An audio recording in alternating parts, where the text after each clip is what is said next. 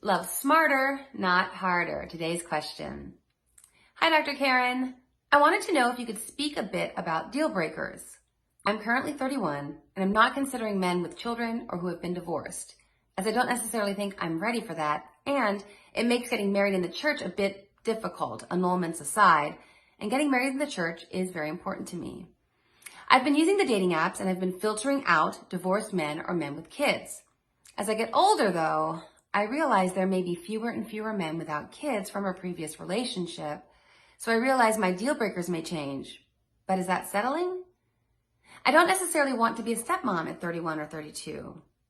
Can you explain how this part of your life changed? Because I'm sure that at some point you weren't looking for men with kids. Then that must have changed along the way at some point. Sorry if this is too personal, but I need some assistance. Thank you.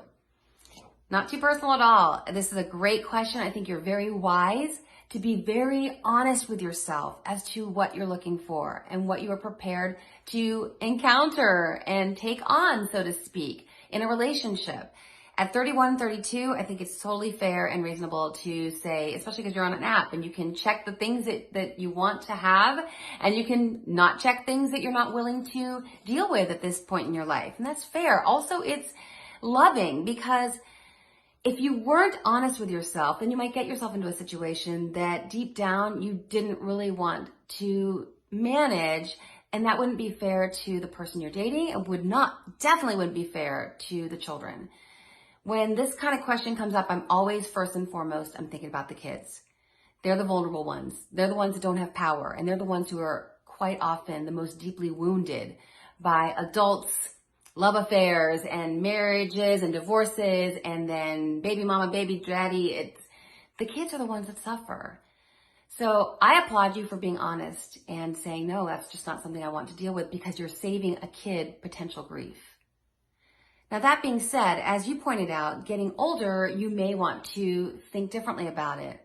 I can tell you that as I got older, it was clear that, people, but the older you get, the more life experiences people have accumulated. And sometimes those life experiences include marriage and children. But I was still very wary. Personally, one of my best friends had dated a guy for 4 or 5 years, and he had a child from his first marriage. And by the time my friend started dating him, he'd been divorced from his ex for like 10 years. And the daughter was, I think, 11.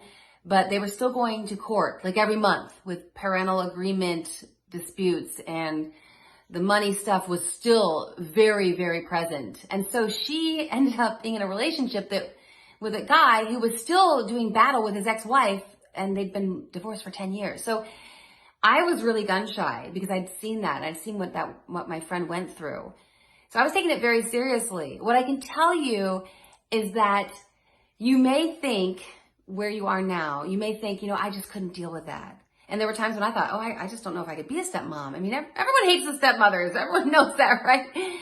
But when you meet the right person, you realize that stepping into a life with some elements that may be daunting, that may cause you to be a little nervous, when you meet the right person, those challenges that seem intimidating will not be as intimidating as you think they are.